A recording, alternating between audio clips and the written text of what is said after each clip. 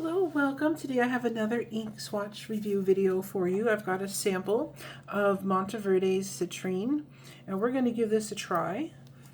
Let's see if I can get the cap off there. All right. Just got to fill out the swatch here.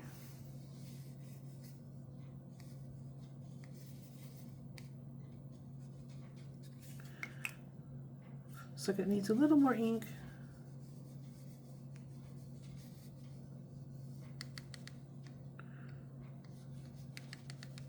All right, there we go. Let's go ahead and write the name.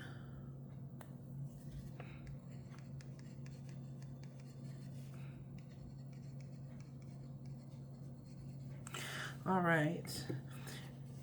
Here's how the swatch is looking so far. I'm going to go ahead and put it under a fan to dry. I'll be right back. Okay, we're back. So here I've got some copy paper.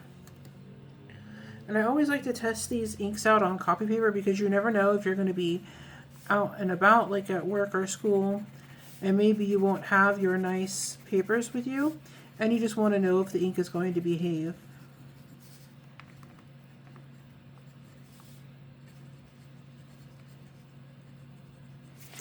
All right, that's how that's looking so far.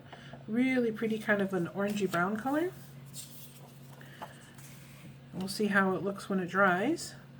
And then this is HP 32, and HP 32 paper is very smooth and it resists the ink a little bit, so sometimes if there is a special property to the ink, you'll be able to see it on this paper.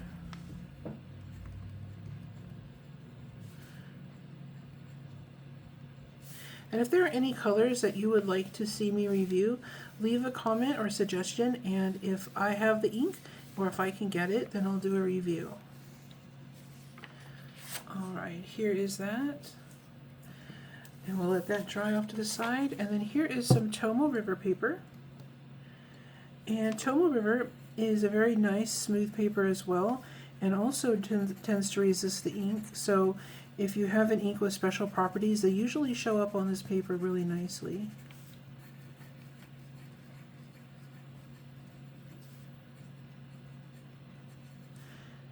Tomoe River. It looks like there's going to be some shading on this. I'm super excited. I hope that is the case. And if you like these videos or if they're helpful to you at all, don't forget to please like and subscribe. I always appreciate everybody who likes my videos, subscribes, or even just watches these. It really helps me out.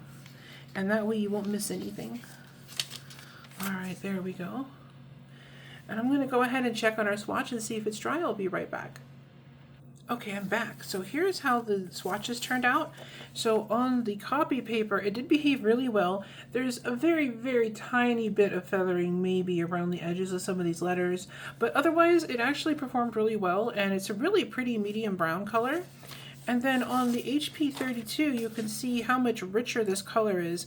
It immediately looks a little bit darker, but not really darker, just more saturated. And very smooth because of the paper surface. Very, very pretty. And then you see this shading here in the writing. So this is a really nice one if you like a brown that has some shading, and something that will perform okay on copy paper, but really well on HP 32.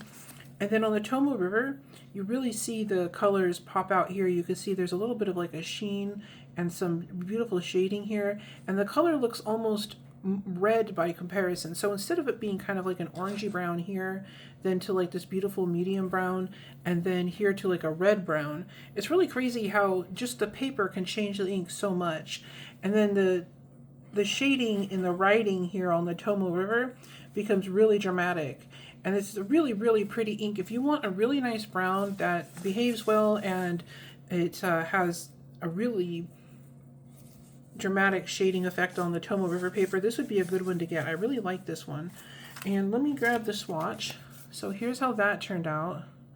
And you can see here how it has that kind of an orangey red up here, or sorry, orangey brown up here, and then it changes as it goes down to this rich, almost not quite coffee brown, but just a really rich brown, and this beautiful halo shading and this sheen here. And then in the writing you can see the beautiful shading. So this is a really nice brown if you want something that's very legible and has some nice shading. It's a really pretty color. I'll see if I can find a link for this and leave it down below for you. And thank you so much for watching. You have a great day.